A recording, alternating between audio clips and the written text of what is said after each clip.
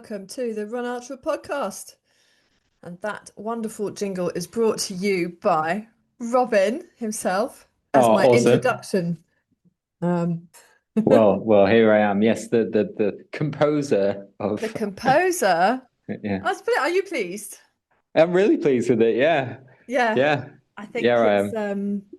do you know what I like about it? This is probably quite unusual, and I hope I don't want to offend you if this is not how you meant it to come out. But it kind of reminds me of Friends, Oh, right. Yeah, I which suppose it does actually. which I kind of like because that's the sort of impression I want to give everyone is that we are all just sitting around with a cup of tea, uh, having a natter. Yeah, I wanted it to be sort of happy, uplifting, and obviously guitar is my instrument, so it had to Yeah, yeah, like yeah, slightly rocky. Yeah, yeah, but catchy as well. I think it's yeah. catchy. I think it Yeah, is. I think yeah. it. I think it's lovely to have something that's unique and yeah, it's our jingle, and I'm incredibly proud and grateful that you made it for us. Oh, you're welcome. Yeah, it's better Um, than choosing AI to do it, isn't it? Which everyone can do these days. Yeah, yeah, definitely, definitely. Um, Now, I should start off by saying I have been roundly corrected, or rather, no, what's the right word? Ticked off. It's probably a bit too strong, but I did get a comment, which was absolutely true, that I don't introduce our guests properly, and not Yeah. everyone reads the whatever the garble is for the podcast because they're normally out running, Mhm. surprisingly. So I shall proudly announce today that our guest is Sarah Rowell, who is now the president of the World Mountain and Trail Running Association. And our podcast is proudly sponsored by Core Sensors. There's a new one out, the Core 2, which our official coaching partner Nick Hancock is currently testing. But that should be a really good tool for anyone training, especially over winter, people Mhm. sweating on their treadmills and their pelotons, she says, looking at my Yeah. peloton, which I haven't touched for months. Um, Picking up dust in the corner. but yes, so we're looking forward to chatting to Sarah. I don't know about you, I've got a million questions for her. I think I her do. Yeah, I've background got is quite a few. fascinating. Yeah. Yeah. What have you been up to? I've been running, working, and with my family, which is generally just Ah, okay. life on loop. Yes. Yes. But Yes. the running's been going well, like steadily building back up every week. Every week more distance. I'm always excited to check my training plan to see how much more extra distance has been added. That's one of my Just the favorite. distance. Is Yeah, that a big thing? Is that a unit that you use to measure your progress? it is. Yeah, Yeah. definitely. Yeah. Absolutely. Yeah. Yeah. And every Thursday it gets updated in my training peak. So I'm always just Mm. like Oh. refresh it, like, oh, how far do I get to go next week? Yes. Oh my lordy. I never look at training peaks. Okay. Does that happen on the Thursdays? I think Is it's that a just when my thing? coach it's just when my coach unhides it from me. Oh, Doesn't okay. doesn't Oh, like they to hide reveal it? it. Yeah, he doesn't like me to see too far into the future. Oh. Okay. Oh, interesting. I am really surprised at the amount of mileage you're doing Mm. or for your 5K sort of goal, Yeah, really. I suppose so. Yeah, I mean it's going to be roughly 50 miles this week. It'll be sort of I'm trying to convert it for people who need me to convert. It's 93K. So what is that, like 57 and a Yeah. 58? Yeah. Um, yeah. So I mean, it's all about building a really strong engine, a really good aerobic base. Like just keep Hmm. drilling myself back into sort of peak level of fitness. So I think it is the case, unfortunately. Like the more Hmm. you can run, the fitter you'll get, and that's why you see so many It's big not rocket runners. science, is No, it? it's not. No. She says, before I get a comment from Nick saying, "Oi," but Yeah. yes, I mean, essentially, the further you go, then the easier the shorter distance are going to feel um, Mm. in that, I, RPE. And I think within this training, there'll be a bit more extra speed work. I'm normally used to just doing one speed session a week, whereas I think once I've got to a level of fitness that Mm, Ross is happy with, then I'll be doing probably two a week, I'd imagine. yeah. Two, yeah, Do you at least run every day? pretty much. Usually, there's the rest day like once every 2 weeks or something like that. Okay, yeah. I did say to Jen that I would only be running 6 days a week and that one of the weekend days would always be a rest day. Yeah. But I mean, that's not been reflected in my current training plan. And I'm sort of hoping to get away with it. But basically, so far, she's not said anything yet. No, not yet. Let's hope she doesn't listen to the podcast. Yeah. No, no, we're all right. I think we're in the clear.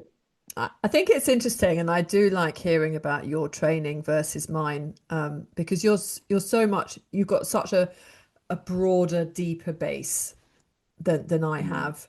And I think there's lots of people out there who will relate to you, and then there's mine, which I'm coming back from the absolute ground zero, and it's easy to forget, and I think it's quite hard when you've had that endurance base to take yourself back to the start, and that's why I found having a coach really Mm. really great. But by contrast to you, almost every session I have has speed work in it because I don't run every day. Right. Okay. That's interesting. Yeah, because I'm running almost every other day. I mean, sometimes there are easy runs, but I always have to finish it with 5, 6 pickups. Right. But otherwise, I mean, yesterday I had a fiendish 4 3 minute, 4 times 3 minute hill, Ooh, intense hills, and 3 minutes then hills. That is tough. 3 minutes hills, and then I had to do five 30-second sprints as well up the hills. So it's like, Up the hills again. yeah. Oh, So I swear she's trying to kill me. that Um, is tough going. That really is tough going. I've not had that too many times. I think I've only had 3 minute hills once. Yeah, that is especially pushing intensely. yeah. That's hard. That's high heart rate stuff there. Yeah.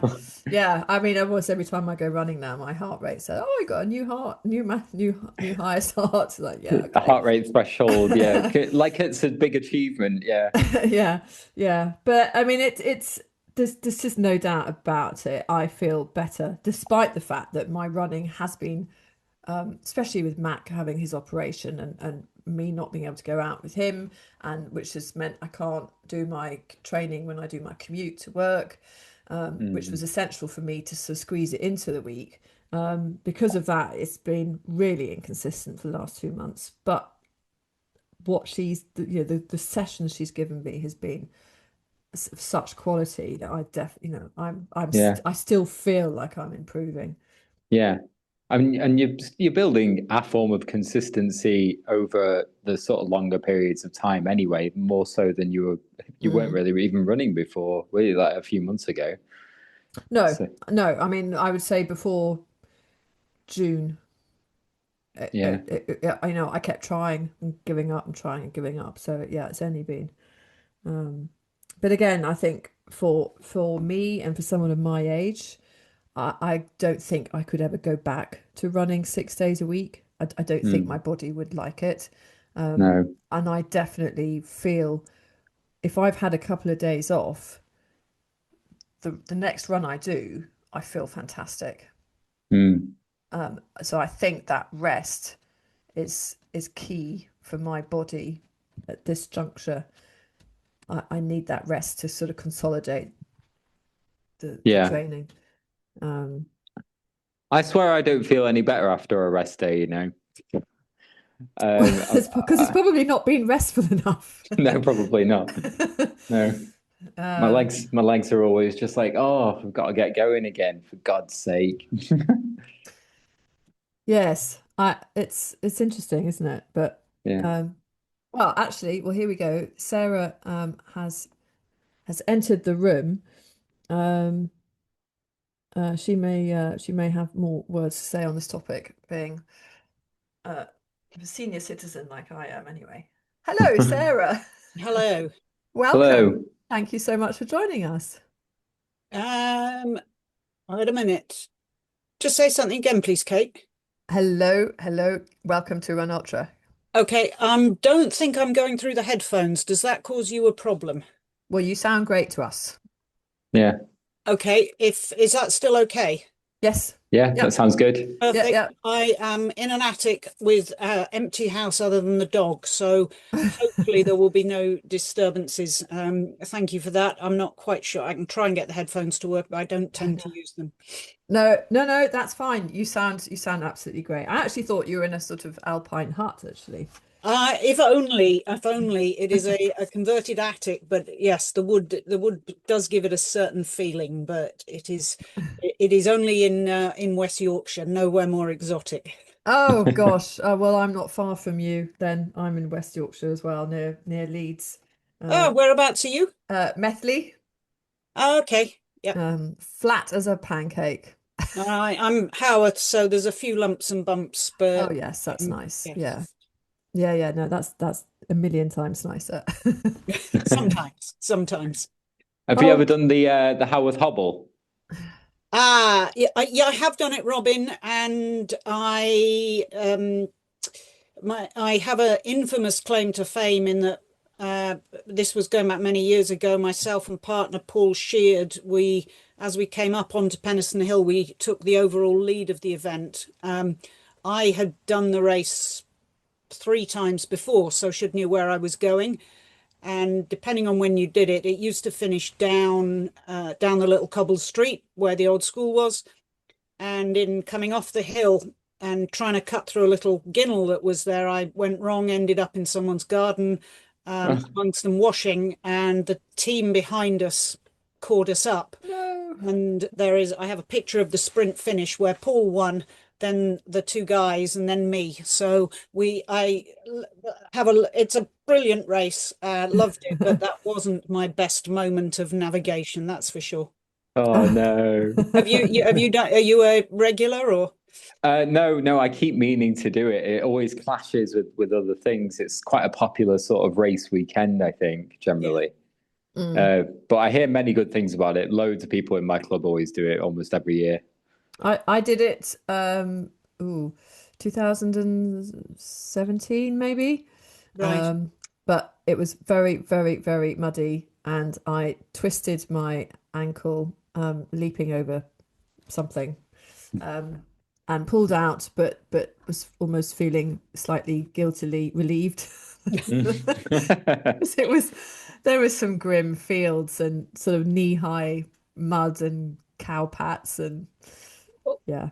They have changed it because not they've changed it, but certainly I think the third year I did it, when it went over from Top Withens over to the reservoirs, that bit then didn't have the paving stones down. And I was doing it that year with Carolyn Hunter Rowe, who was a world record long distance runner. And at one point she just lost, well, we found it, but she did lose a shoe, just getting sucked off in the mud. But yes, there are still some exceptionally muddy bits on it for you to Yes, find. yes, yes, definitely. And if it's a wet winter, because it's March, isn't it, or April? Yeah, I'd say March, Mm, April is because it was always, mm. it tended to be around the same time as the intercounties cross country. So sort of that time of year, you could get some decent weather. I think the first year I did it in shorts and t-shirt, and then you've got some fairly awful weather where you're in full body cover. So Yeah, yeah, yeah. Well, I mean, obviously you've just been taken on or taken the role of is president, isn't it? yes. President of the World Mountain and Trail Running Association. If I, sorry, just if Mm. I can, we're only mountain running. We can get into the politics of mountain and trail running, but Oh, WMRA is World Mountain Running Association. just World Mountain. Okay, Yeah. okay. Okay. Yes. I mean, I have so many questions, probably along those lines in the whole trail and mountain and fell Oh, yes. world. I mean, but yes, let's just park those to begin with, shall we? Um, Obviously, I was interested to know who you were, and you started out life as a record-breaking marathon runner. Um, uh, and attended the inaugural women's marathon Olympics at LA. I mean, 1984. I mean, I'm still kind of get my head around the fact that it was the first women's marathon. Um, I mean that must have been an amazing event for both being invited plus the fact that it was the inaugural women's event. Yeah, I think it was at the time, I'd literally been running 3 years. I'd watched the Moscow Olympic Games at a junior hockey training camp and had, so I had a exceptionally fast learning curve. It was an amazing event. And I think it was also an amazing event because it was the first commercial Olympic Games. The previous Olympic Games had been in Moscow, and up until then, every Olympic Games was leaving countries saddled with massive debt. So going to the LA Games itself was a different experience because the sponsors were involved, etc., etc. But yeah, it wasn't a bad one to go to if it was going to be the only one, but that hadn't been the Yes. plan at the time. Oh, amazing. I mean, how many women were there? I mean, Gosh, you've caught me there. I would certainly say there were under 40. Um, it was, and of course, the whole event with the Joan Benoit winning her story with her knee trouble, but also that, yeah, it was, you'd had Greta Weitz's dominance for so long, you'd got Ingrid Christiansen coming along, and then ultimately Joan won. Probably not as favorite, but yeah, it was just an incredible story amongst a number of stories there. yeah, yeah, I bet. I mean, you had some incredible times back there. 72 minutes for the half, 2:28 for the full. Yeah. Which one of those are you more proud of? Now that's a good, honestly, I think one of the races where, I mean, if in terms of on the road, it would be the 2:28 because it was a race. And it's very rare you go into a race and you come out of that race having achieved what you absolutely thought was possible. Mm, So, if you had said to me before that race, you're going to run 2:28, I would have grabbed it. So yeah. that was, but in terms of looking at a race where I think I really, probably slightly better performance, and it's a bit of an odd one, it was what the Seven Sisters Marathon, which I did the following year.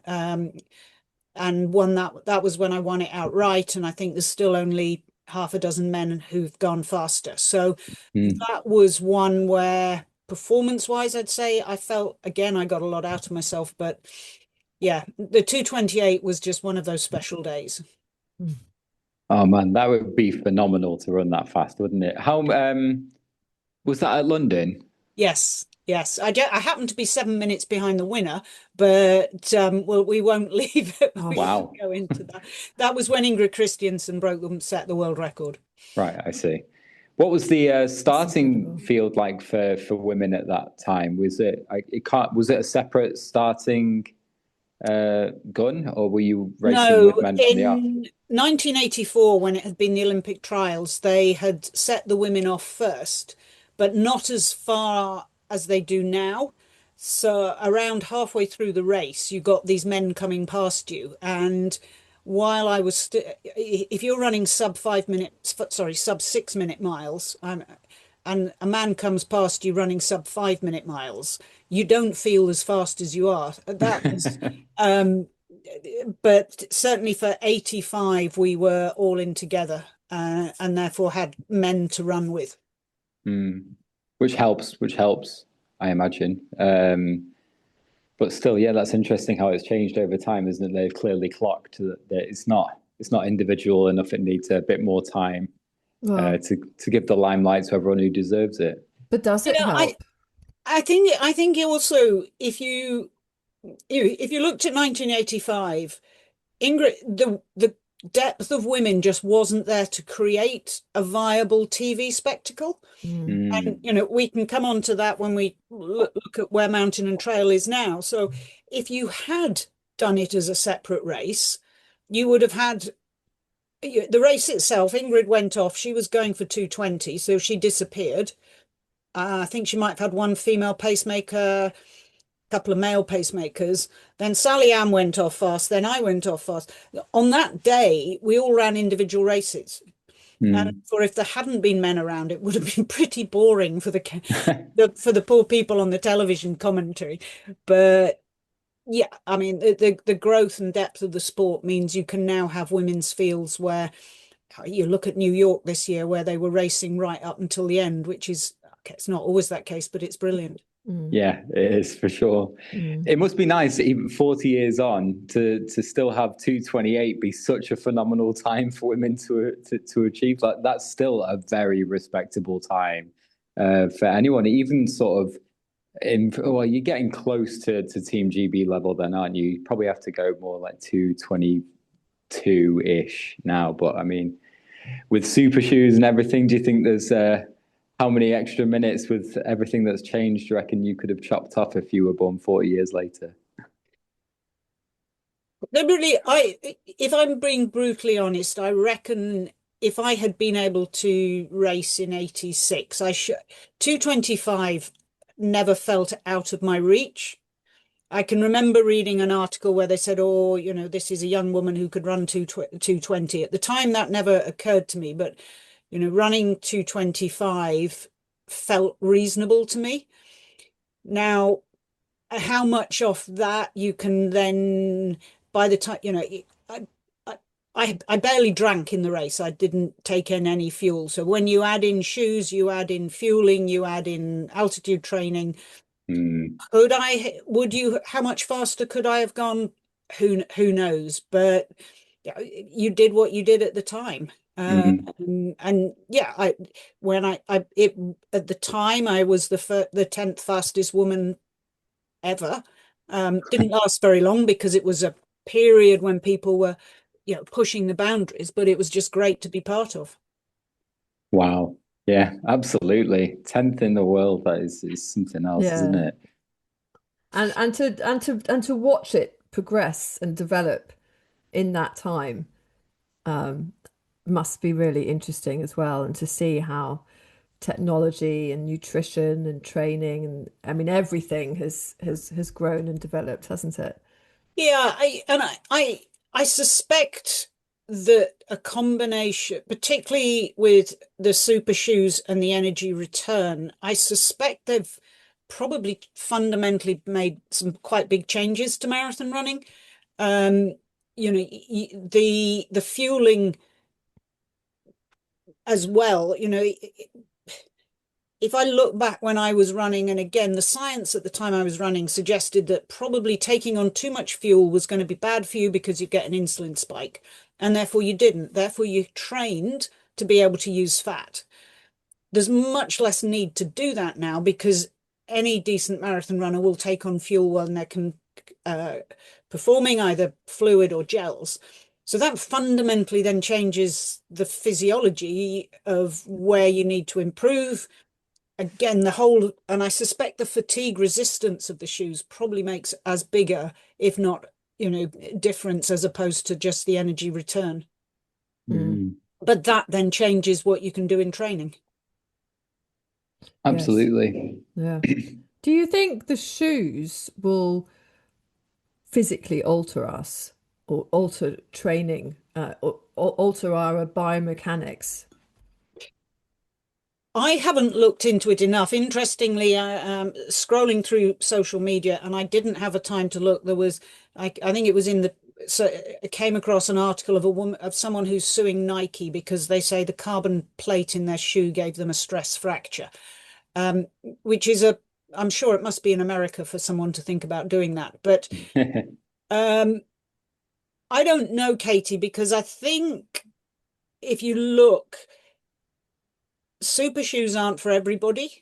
And if you go back 10 years ago, we were all being told you've got to wear those little Vibram 5 fingers, and you've got to be totally back to nature, etc., etc. I think and again, once we get off road, then when the super shoes with the stack height came out, there were to begin with, a number of athletes who twisted their ankle because the stack height was too high. Yeah.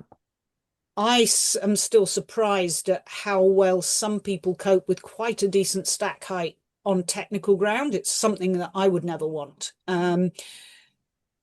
It may change, but I think if you are running, particularly on trails and off-road, then the stack height part just doesn't give you the benefit that it would on road.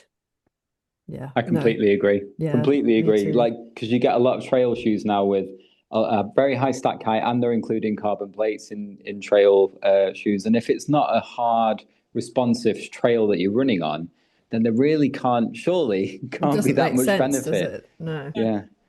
No. That's forever intrigued me. What? So you were a super successful road runner. What made you turn to the World Mountain Championships? It wasn't necessarily it wasn't by choice. I started having trouble with my left leg, which would cramp up when I ran on flat, smooth surfaces, and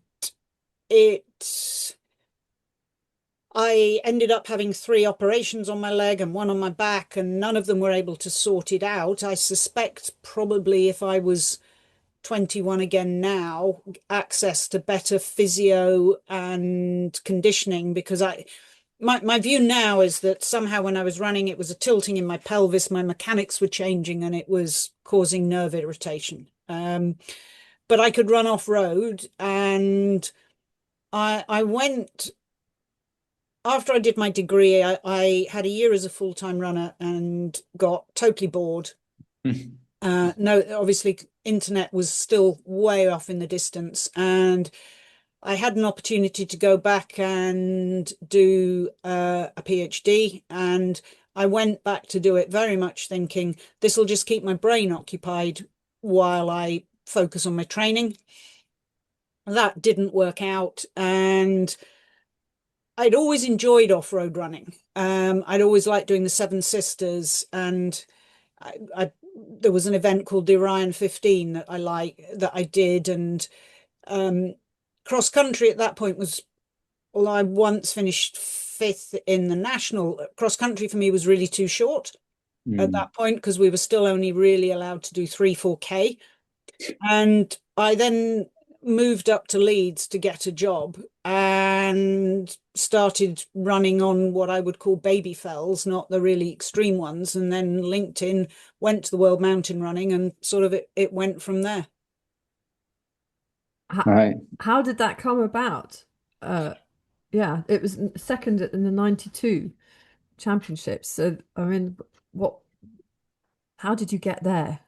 I'd moved up to Leeds, and I had then started doing sort of local. I think before that I'd done there's Box Hill fell race. So before I moved up to Leeds, I'd started doing more off-road events at the time I was down in Eastbourne, so on the South Downs, and then I'd done Box Hill.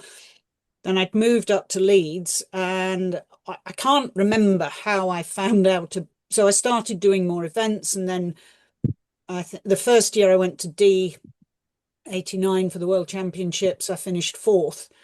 And I can remember thinking, oh, this is brilliant, and at the time I was coming back from a bit of a sort of under recovery type layoff. So I was building back up my training again. And so was training with a group in Leeds a bit, and just sort of went from there. And then the following year I went, and I didn't do as well. And with hindsight, it was because I was really just training as I'd always trained, as opposed to putting in more hill-based work. I was always very good on the flat. I was always very good at running downhill, but my weakness of the 3 was relatively going uphill. And then, so I then focused on that, and I'd sort of plan my year. So the early part of the year would either be the 3 peaks, with potentially the infamous Haworth Hobble as part of the build-up for that. And then the end of the year would be the World Mountain Running Championships, and that was how it worked for a few years. I've never done the Three Peaks, and I was speaking to someone about it recently because it always seems quite intimidating to me, despite having done more elevation and done further distance. It's so quick, and the hills are such big spikes that sort of come out of nowhere on the elevation profile that and I also had got it into my head that the terrain itself was quite difficult, but actually I've heard that it's quite runnable. It's changed. I mean, if you look at it, while the route has sort of stayed the same, changes to it and just natural changes to the race have made it, I would say, a lot more runnable. They pave the boggy bits, or they take the boggy bits out, and it is, you probably, I mean, depends. Yes, the climb up Whernside is still sort of straight up the front, but the other ones are runnable. The descents, in some ways, actually, the descent off Ingleborough, I would say, is not as pleasant because they've paved it. The consequence, it's not a nice, muddy, splashy descent. It's sort of paved, and you've got to sort of pick your way a bit. But dodge tourists. I'd say it's very much. Fell runners don't always do as pure fell runners don't always do as well as it on it as they think because it is so fast. My partner Andy Peace, who used to hold the record until they changed the course, at the time he set the record, and the same with me, and the same with Victoria Wilkinson. We were all doing a lot of fast running as well as going uphill. Whereas if you were someone who was just doing lots of fell running, you struggle simply either with cramp or just coping with as you said, Robin. It's particularly between Pen-y-Ghent and Whernside. It's just a long, fast piece of flat running. Yeah, it's such a unique race for that. Is that what kept you going back to it? It just fit your profile well. Yeah, and again, the World Championship was for women at that point was only about 7K. Wow. My best distance, I always felt that my best distance, I would say, running wise, was between 2 to 4 hours, and that was a distance that I could get into a hard, steady pace and hold. And that sort of what physiological testing I had done showed that my VO2 max really wasn't that high, but what I was able to do was hold a very high percentage of it for a long period of time. So the Three Peaks at the time naturally suited my sort of range of where I enjoyed and felt I was good at. Would that be very similar to sort of maybe the short trail, I suppose? Yeah, if I was looking now at going to a world championship or a European championship, then yes, I would be very much more looking at the short trail, as it is called, as opposed to either the classic or the uphill. Yeah, short trail. It's 45K with loads of elevation, but don't worry, it's short. Yeah. Yeah, I love the way they call that the short. Yeah. Well, we can get into the story of that, but yeah. What did you notice any sort of differences going from the road to the fell running in terms of being a woman? Was there any difference in the cultures? Were you just as new, was being a female just as much of a novelty in the fell running world as it was in the road running world? In some ways, well, if back when I was running seriously, I was incredibly intense. And I think that probably the biggest thing was I just carried that intensity from racing on the road to the fells, which and I'm sure a lot of people now would have sit and go, I don't understand that woman. She walks around, she doesn't smile, she turns up, she warms up seriously, she races, she does reasonably well, and then she might smile a little bit at the prize giving.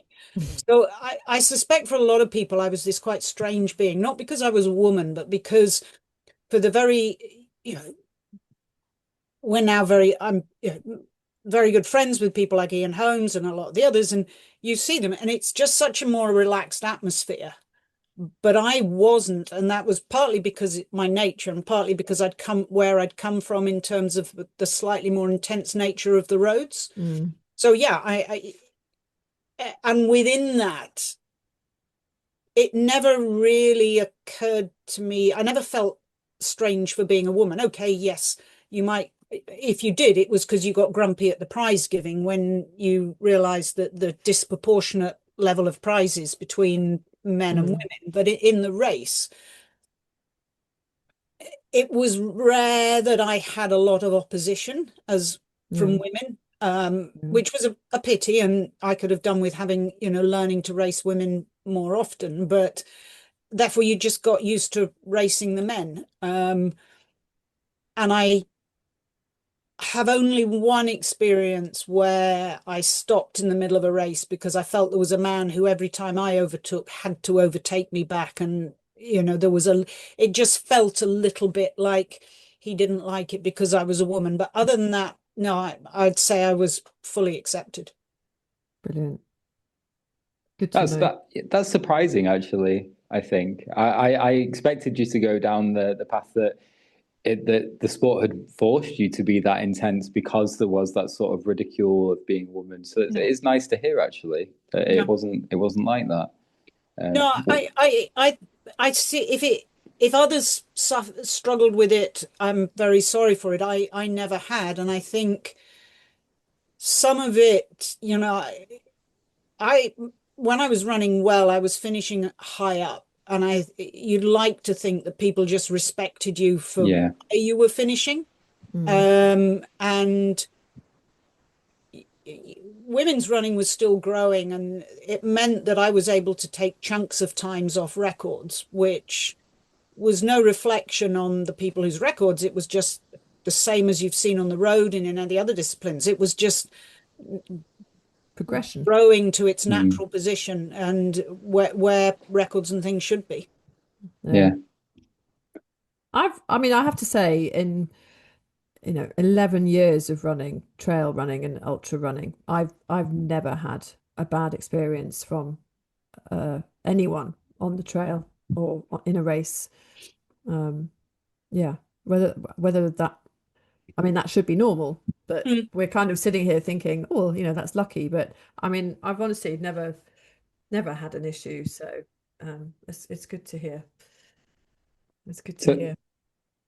so moving on to the new position. Before you did that, you were on the committee for a few years, and then you were treasurer for a few years. Because I'm an accountant, I have to ask, what was being treasurer like? WMRA, WMRA is a very small volunteer group. Treasurer at the time was we sort of had two accounts, and it was, I think if you were an accountant, you'd find it very easy because it was more a case of, okay, try and create something that balanced the books and then pay out checks and pay in checks. And that bit never felt, oh, I'm not an accountant. I enjoy playing with figures, and I don't mean that sounds worse than it sounds. Money, the finance side of things interests me, but I'm not professionally qualified. So, and in some ways, WMRA, there's a sort of tradition, a historical tradition that in sort of the volunteer type international federations, the treasurer, the secretary, and the president get more involved in some of the projects than say the other council members do. So, Mm. being treasurer, yes, you had the part to do with setting the budget, and I'm honestly quite honest. Probably the worst bit of being treasurer was trying to tell people not to spend money because I wanted to make sure that we stayed in budget and that we had a decent level of reserves, that we held and didn't just spend all the time. So does your money come from memberships, fees? How does it work? The primary source of funding now is a grant from World Athletics. Okay. So WMRA, way before my time, have always had a good relationship with World Athletics, and at the moment, it's now formalized. We have a signed MOU with World Athletics, which now gives us the grant against a series of objectives. In effect, they consider us their sort of mountain running delivery arm because they don't have the expertise, or they don't do that themselves. We also we run the World Cup, and that runs, so all the money that comes in sponsorship is used to run the World Cup. So we try to run that as a standalone, i.e. we don't make money from the World Cup. If we any money that comes in is invested back into prize money, anti-doping, etc. The other sources are linked as we work with World Masters to do the World Masters mountain running championships, and we do have membership. But from us, one of the downsides of the current partnership is when WMRA ran its own world championships, to take part in the world championships, you had to be a member of WMRA. Now the World Championships is this combined thing with much greater World Athletics involvement. Any World Athletics member can take part in the World Championships. You don't have to be a member of WMRA. Therefore, the incentive to be a member of WMRA is not the same. No. Well, they've effectively removed it, haven't they? Yes. But at the same time, if you're interested in sort of being a part of the committee, I imagine becoming a member is the first step towards that. Yes, if you want to, any country who wants to go to the Congress, vote at the Congress, put a member forward for the council, or to attend the under-18 competition we run, then yes, you still have to be a member of WMRA. But if you only joined to go to the World Championships, then you don't have to be a member anymore. Okay. Which leads us to the politics of it all. I mean, how do you see the future of the governance of the sort of messy? It's such a messy conglomerate, isn't it, of sort of trail and ultra, or whether ultra just is in trail and whether that becomes the one umbrella, or mountains. I mean, there's so many arms of it, aren't there? There are, and it reminds me of something people say about the structure of performance sport in the UK. If you started with a blank piece of paper, you wouldn't end up with where we are now. Yeah. If you look at historically, the WMRA goes back to the early 80s. So mountain running as it has been around since the early 80s. It's had a world championship since then. It's been linked to World Athletics since then. Trail running in a sort of formal sense has come along, and as a speed train, if you like, since then. And I think, again, if you're looking at this, so World Athletics regulations for a long, long time have had a definition of what mountain running was. When we sat down in 2017, because there was a view that they also needed to have a definition of trail running, when you look at it, you go, well, realistically, it's very, very difficult to separate the two. Yeah. Every mountain race is a trail race. Not every trail race is a mountain race. Absolutely. And you've got a race such as Sears-Zenal, which some people will call a mountain race, some people will call a trail race, some people will call something else. So we created a combined Rule 57, and we've gone even further, and we've revised the Rule 57 for this year, within which trying to present mountain and trail as one entity, which aligns to the World Championships. The politics then behind the running of that World Championships is because it was two championships coming together. So you had WMRA who'd had two championships WMRA by the time they came together had been running a World Championship which had either an uphill or a up and down and a long distance.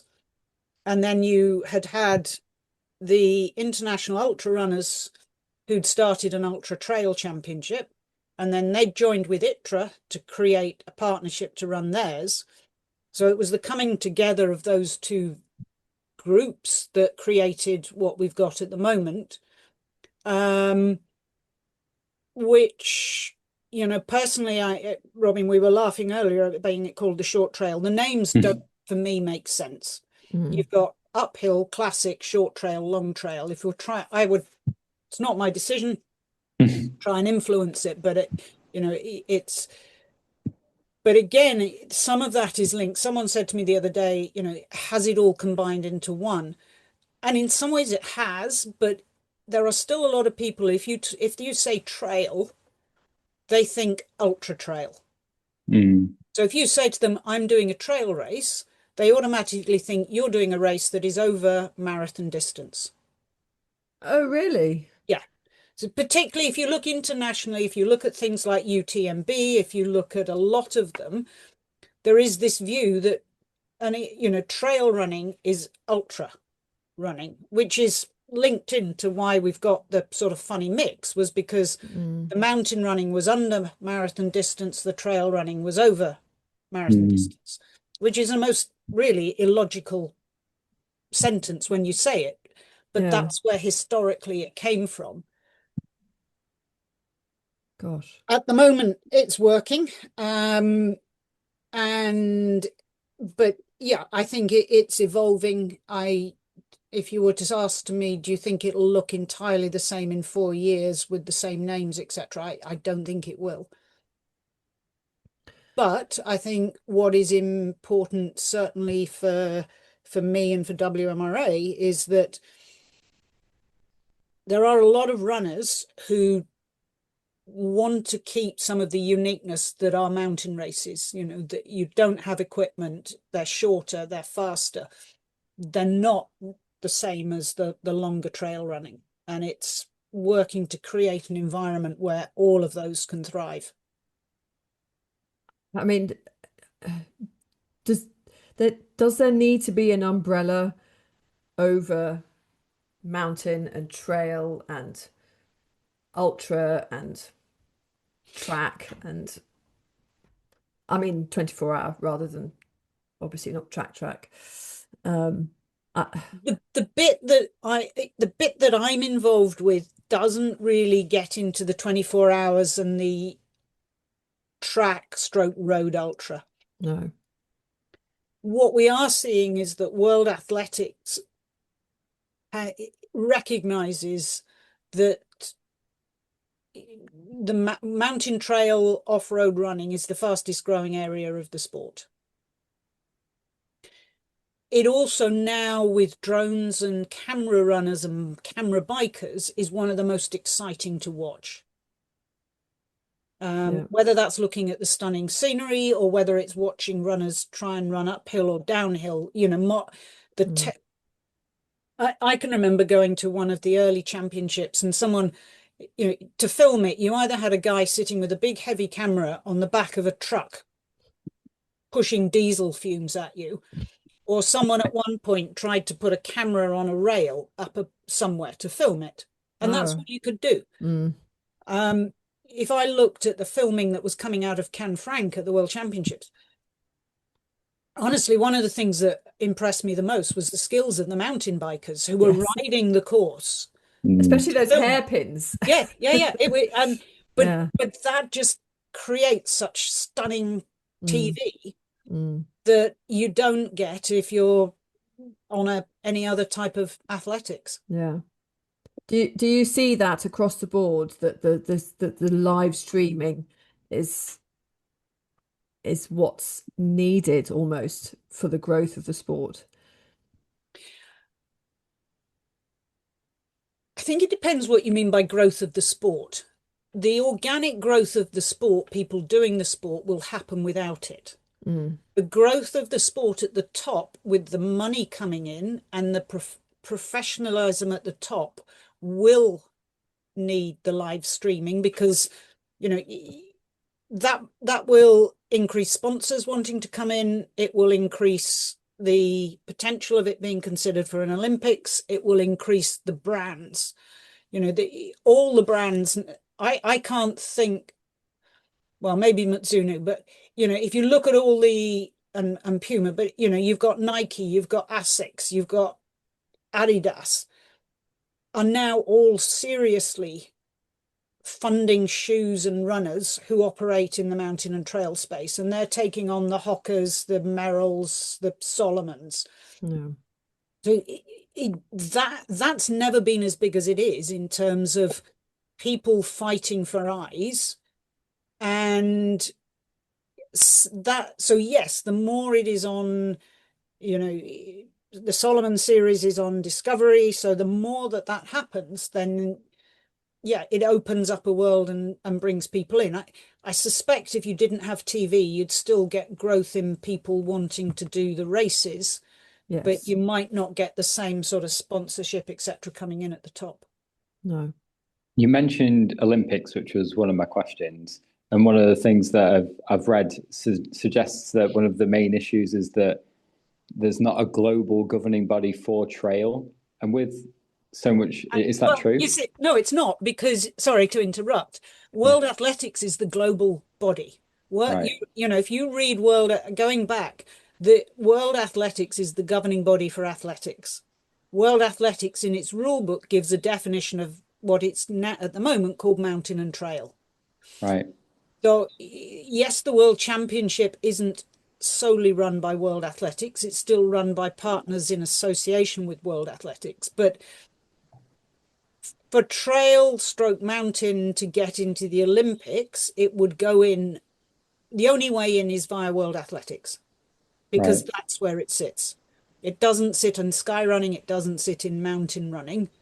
Then it is the question of, it then becomes, do the IOC want it in there?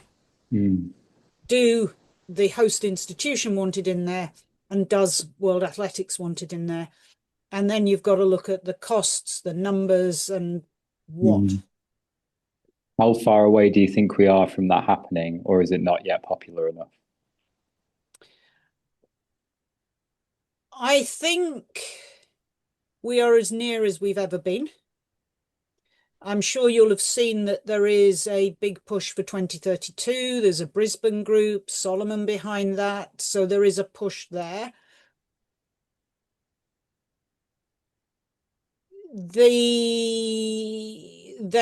I know also that the French are very keen to look at it going into the Winter Olympics, particularly because they have got the Winter Olympics in Annecy. Right, okay. Yeah, that seems a pretty good likelihood, really, doesn't it? But or better. Ultimately, it's going to come down to, as you said, does this appear to be something that is going to create a competitive spectacle that is going to get new people watching and new sponsors involved? That's because that's what will make it that's what the IOC want. They want relevance and they want people watching. I can't remember the name of his name now, to the shame of me. Was it a year or two back? I interviewed the chairman of the working party who were campaigning for trail running at Brisbane. Michael Duggan. That's it. Yes. Yeah, lovely chap. And yeah, that's what they're pushing for there. And he very much believed that he thinks sort of the next step is some sort of virtual goggles where you can sit down either in the stadium or at home and watch. I mean, whether that's I think YouTube will just be just as good. There are very different views as to what it would be. Personally, from what I know, and my day job has been working with performance sport in the UK. If something, and if we look at what has happened to other sports and disciplines in the Olympics, you know, you've seen pentathlon go from 5 days to 1 day. The Olympics need, from what I can see, things that are exciting and happen quite quickly. I find it hard to see that someone is going to want a 100K or a 100-mile race in the Olympics because it just takes too long.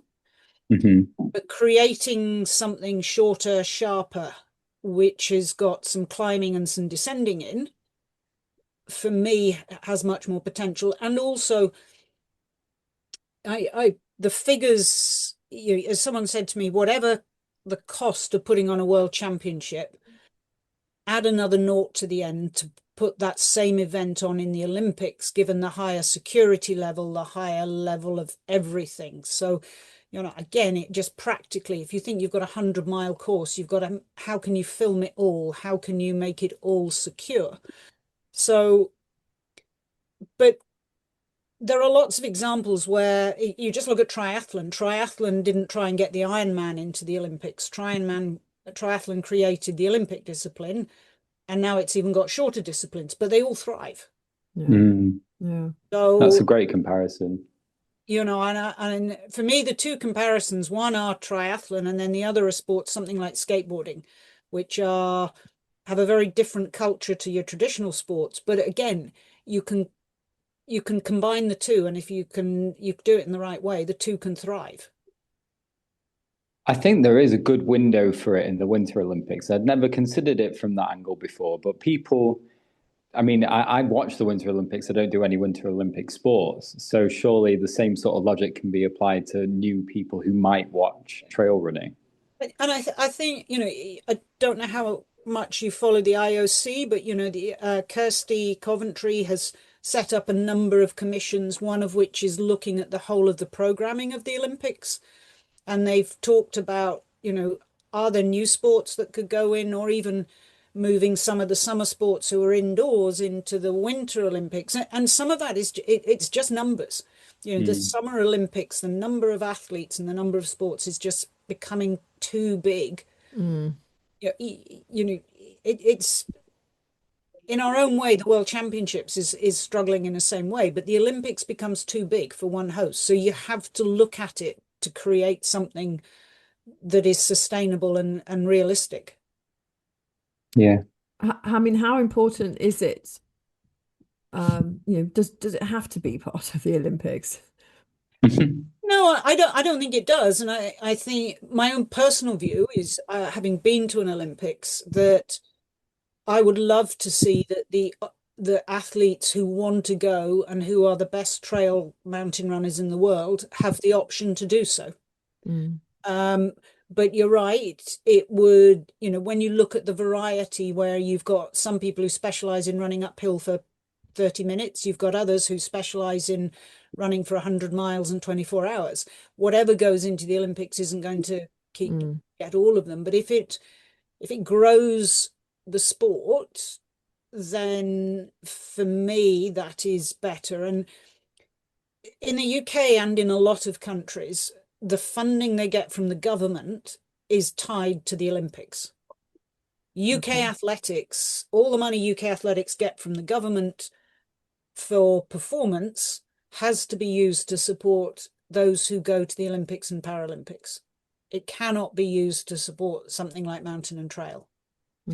And UK isn't alone in that. Whereas if you know, again, you look at, and if there are some countries who don't, the World Athletics member federation still doesn't recognize mountain or trail because it's not in the Olympics and it's not formally under World Athletics. So it doesn't have to. I am optimistic enough to think that it can thrive being in the Olympics, but also the smaller events and those who don't want to go can, you know, just crack on as they are. But it would give greater opportunities and greater support to some athletes. Yeah, and just greater recognition for some of these people who are just absolutely incredible athletes that most of the world have never really heard of. And you just kind of want that for them as well. Although quite a lot of the people who tend to be the highest performers aren't too bothered about the spotlight either. So I think though you're right, and it's great if you know I still follow Athletics Weekly, and it's great to see you got Tom Evans, Scout, and Jack Sanderson, three mountain and trail runners who are all in their favorite things. And even if the athletes don't, we can't. The athletes that are making full-time livings out of it need their sponsors, and the sponsors who are paying them need publicity. No, sponsors, stating the obvious, no, sponsors don't give you shoes because they like you. They give you shoes because they think it's going to sell more shoes. yeah. Yeah. And if we can create better environments for athletes to be able to show their brand, then hopefully that will help the athlete prove to the brand that they're worth the money. Mm. I learned that a bit the hard way. I was trying to chase becoming what was known as an ASICS front runner for a while. Right. And you get sucked down a bit of a rabbit hole in that, well, I need to buy ASICS stuff for them to consider me to become an ASICS front runner. And then after a while, you sort of wake up and realize I'm just a part of the big sort of money marketing machine that the whole program was designed for. Yep. Yeah. But you know, they're big companies. They need to make money, I suppose. When I finished second in London, I was sponsored by Adidas.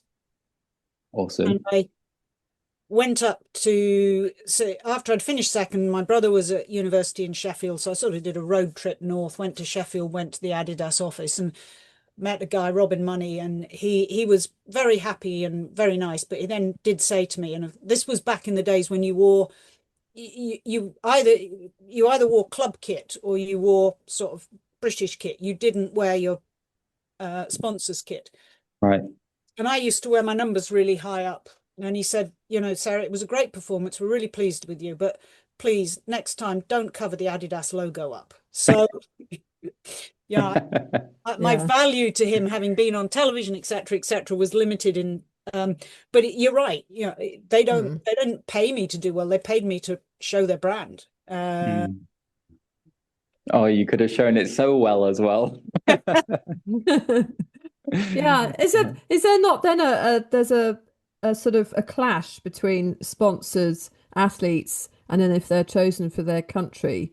Yes, and it's always been, I have been on the board of UK Athletics for a while, and you can guarantee it is always, there are certain events that athletes will always do, but I can remember negotiations even with the Olympics, which for UK is always Adidas, that you'd get certain athletes and who were uncomfortable about having to wear the Adidas shoes on the podium when they want to wear their own shoe. And for GB competitions outside the sort of core one, it is always easier to get the athletes whose shoe company is the same as the brand that are currently sponsoring you. So once UKA switched to Nike, there were more athletes who were happier to run. And I think that's probably, Katie, one of the hardest things for a lot of the trail runners and it's one of the things that's caused the most angst with the World Championships. Oh, really? Because for a lot of the people who've come off the trail, they haven't come from a traditional athletics background. And suddenly they are being told to go there, they have to wear the kit of the company that is now sponsoring their national team. And that the way it is, they have to wear the kit. They obviously don't have to wear their shoes, and they in most cases can use whatever backpack and waterproofs the stuff they carry. But yeah, there have been some athletes who haven't been that happy. And of course, conversely, the brands who sponsor the teams now see it as more important to make sure that everything is followed absolutely to the letter, and that their sponsorship of the national team gets full priority. But I mean, it must be harder in mountain and trail running because there's so much more gear. Which I mean, there are some brands that will be able to offer it all, but And not all of we them. very much we recognize that with the current rules. So the current rules state obviously you have to run in the vest and shorts or top and bottom, but the waterproofs, the poles, the backpacks are all considered personal equipment, like shoes. Okay. Therefore, athletes can wear and use whatever they want, but they just have to make sure the logos are apply to the advertising rules that apply to any World Athletics event. Because you're right, you can't, even Team GB, you look at the waterproofs they get, they'd be in a massive disadvantage if they had to carry them as opposed to the lightweight ones that everybody does. Do they have tape seams? I think they might have tape seams, but given the weight of them, they probably. Yeah. Gosh, it's such a thorny area, isn't it? You must have the tact of a NATO negotiator. You try to do your best. I mean, it's a fine balance. Being an ex-athlete, I always like to think that I look at it from the position of the athlete, Mm. but you also have to recognize that you've got to look at it from the position of the people who are putting the money in. And go, people who put money in want to see a return for that money, and you've then got to run an event that runs Mhm. smoothly and safely and Mm. is fair. Being the president now of the WMRA, what does the role really involve, and like what can you idealistically change? If you Um, want to. if I If you want want to, to. I mean, we so there are, I guess, two things. One, wearing the WMRA hat, I am involved in the decisions around the World Championships, and the same hat, the World Athletics has a mountain and trail advisory group. So at one level, it gives you the ability to influence or suggest or be involved in those discussions. And wearing similar hat, there's a small group we are working with Michael Duggan and the team down there in terms of, okay, well, if we're looking to get something into Brisbane, how can we work together? On the pragmatic basis, it's best to get something in rather than hold out for the idealistic. And then there is okay, what can WMRA do? We have our World Cup. It is the primary circuit for those who don't for shorter distances. Yeah, there's Golden Trail, there's UTMB, there's World Trail Majors. But if you want to do well at races that are sort of certainly not all over 2 hours and hike, the longer stuff, then there is the World Cup circuit. It offers payment. We have anti-doping. We have an educational role. We do an under-18 competition. And so, and we can look at other things. And I guess my hesitancy is that we as a council will meet for the first time in February. And it very much at that meeting is going to be a case of, okay, we had a strategic plan for the last 4 years. What do we as a new council want to achieve over the next 3.5 years? And Oh, I'd love to be a fly on the wall for that meeting. do we look to do any more events? What do we do with media? What do we want to achieve? Do we just want to tick over? What do we think it's going to look like? And that will be we'll have a couple of days coming together and really bashing it out. And Mm. I have my thoughts of what I'd like to do, but what I want to hear is what the other 7 members of the council want to achieve, and then work together to create something. And I mean, are you all dotted around globally in a Yes. Yeah, we've strategic got fashion? the majority are in Europe, one in America, one in Australia.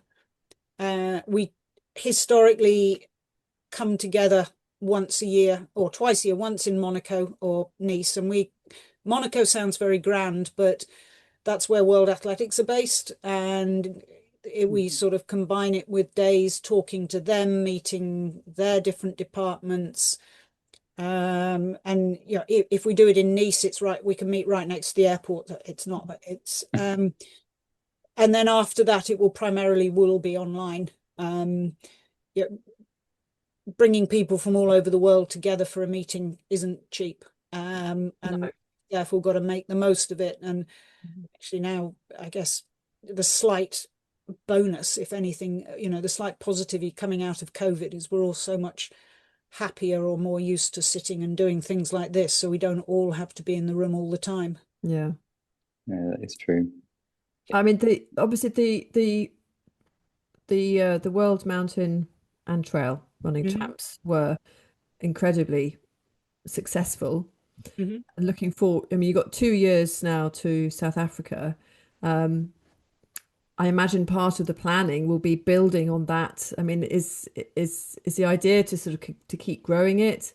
Can you benefit from its growth in terms of funding or, yeah, The champion growing is an interesting word, because I don't think you grow. We have to grow it in the right way, and that isn't just more people. Because it's very, you know, we already require the host to have nearly 2,000 beds. Now, the type of, which isn't, okay, Cape Town is different, but there are very few places with easy access to the mountain terrain where you can find 2,000 beds. yeah. Oh no, that kind of Okay. ruins my question about whether you think it could be in the Lake District. The problem with the Lake District is also it just doesn't, you don't have the infrastructure for the uphill race. Right. You'd have to helicopter everybody off Skiddaw at the end, as opposed to making them walk down as we do for the trials. Right. So there's that. And, you know, if you looked at the races that we had in Canfranc, the numbers mean you're starting, we did a feedback session with some of the athletes, and certainly in the short trail, they're already saying, look, can we have separate starts for the men and the women? Because it's getting there's too many people and it's getting too crowded. And that becomes the balance of trying to design courses that remain good and aren't just, hey, it's on a big 4-wheel drive track that runs around everything. So there's that one. And also, you know, while we want to grow the sport, we have to be aware that this is a world championships.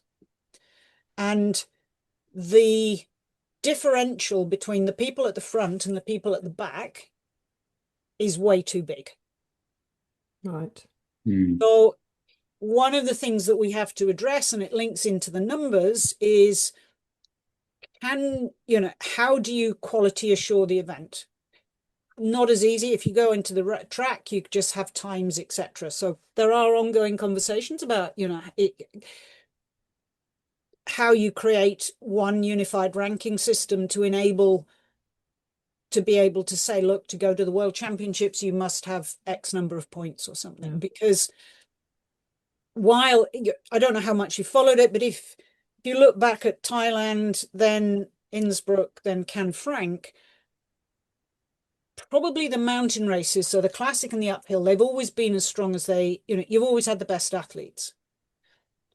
But the timing has meant that for the short trail and the long trail, excuse their names, there's people have often decided to go to UTMB or something different. Yes. This year, what we saw was high-class runners at the front end of both the short and the long trail. Ideally, we'd get a bit more depth behind them, which is where we need to go. But it's that balance between, growing the event in terms of its prestige, which is happening, so that we have more of the best runners there, but not just looking to grow the event to have more runners, because both from an accommodation point of view and also just the courses, they can't cope. And we don't want to have Canfranc had less than Innsbruck, but there are runners who don't hit the cutoff points and then they're stopped. And we have to do that for safety reasons, but we shouldn't be, ideally you want that to be as few as people as possible because people understand the event that they're going to. No, you want to have gone through that process before they've entered, so that that's not going to. So does that mean you need to start looking at your own sort of, dare I say it, point system or entry There are qualifications? ongoing discussions at the moment with World Athletics, with ITRA, with WMRA about, okay, because again, if we're optimistic and think that some form of the sport can make it into the Olympics, you will need some sort of rank. There will be a limit to the size of the field, whether it's summer or winter, and that would need some form of ranking. Probably like skiing or some of the other sports, you'd then need to come up with a ranking system. I don't know whether you do some area championships and then some ranking, but whatever it is, you'd need some way of deciding who could then take part or who could be invited to take part. Yeah, I'm not surprised that ITRA is mentioned in the in relation to that, because it immediately springs to mind that the ITRA ranking system is a good place to start. It's the only one out there, really, isn't it?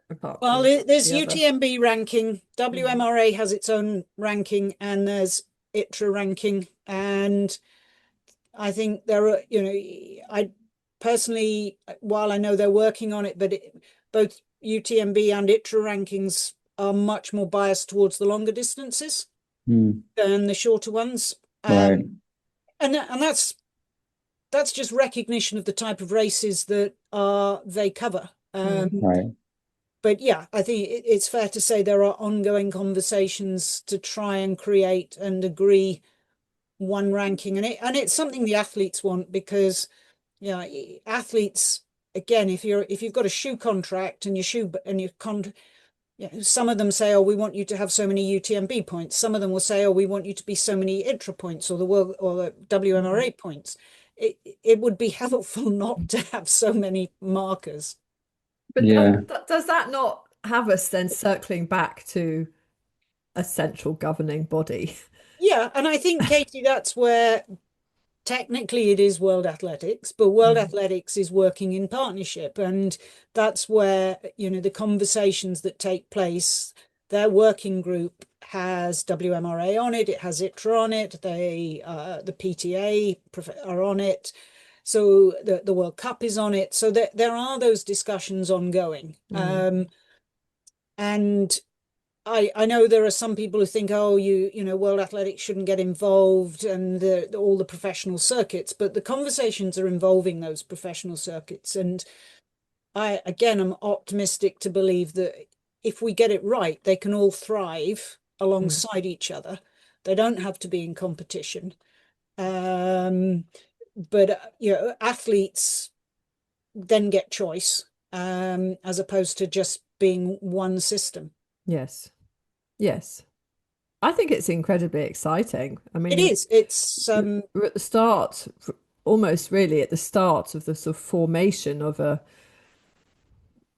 global movement in a way, as it feels its way to the future with all its funny little legs going off in different directions. Yeah, and again, I think I heard a interview with sorry, when you get old, you forget names. Yeah, I'm there. American guy who won the long trail. Jim Walmsley. Interview with Jim Walmsley, and he was really nervous about the Olympics, and he was sort of going, we don't want to become the norm, the hockey, the netball, not netball, they're not in, but hockey, etc. And I sort of sat there and I thought, I can see that, but if you look, say, as I say, at the skateboarding and some of the winter sports, they've managed to create that balance that culturally they've maintained their culture. Yes. You don't, while at the same time allowing those skateboarders who want to try and be competitive and want to go to the Olympics to do so. So I do think we can get it right and create that Yeah. balance, and that's the key challenge. Yeah.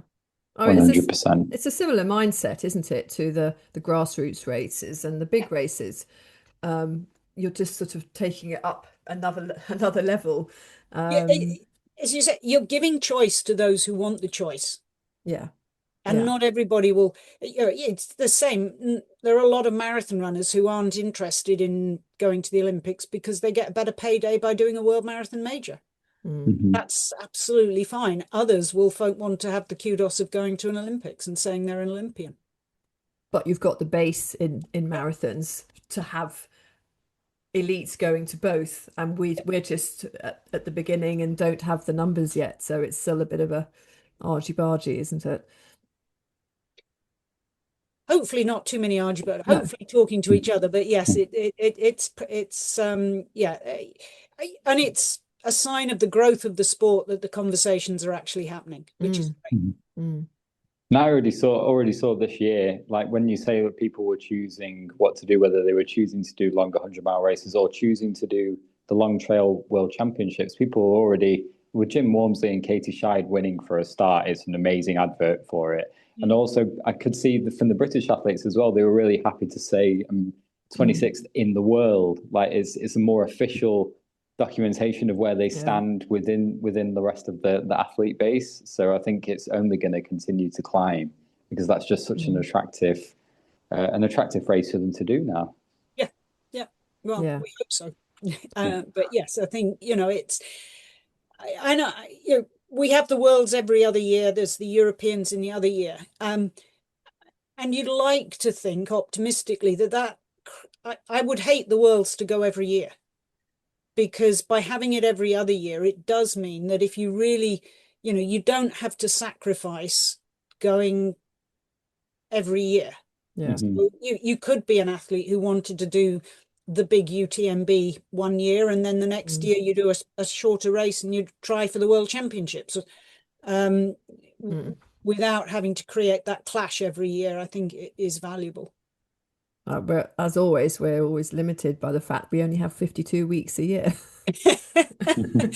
And despite super shoes, even on the trails, you need a bit of time to recover after each race. Yeah. Oh, well, Robin, have you got any more questions? Gosh, we've been. No, she's answered them all. Thank you very much, Sarah. Oh, thank you. It's been a pleasure to and talk. And Robin, where are you based? Are you north? I'm just on the edge of the Peak District. Okay, very nice. Yeah. So it's a real playground here for both. Well, not for road running. Road running is rubbish. It's out and backs to Manchester or or the trails of the Peak District, and I know actually I juggle both.